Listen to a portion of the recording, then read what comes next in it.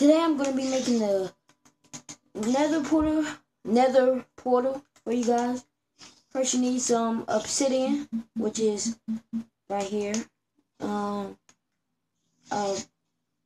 Place 2, 1, 2, and then just, if you like, you could put some dirt or something to help you to place, because you need to skip these just so you can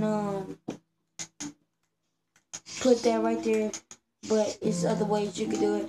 And then put 2 on the bottom and then 3 up on both sides, and then 2 going across.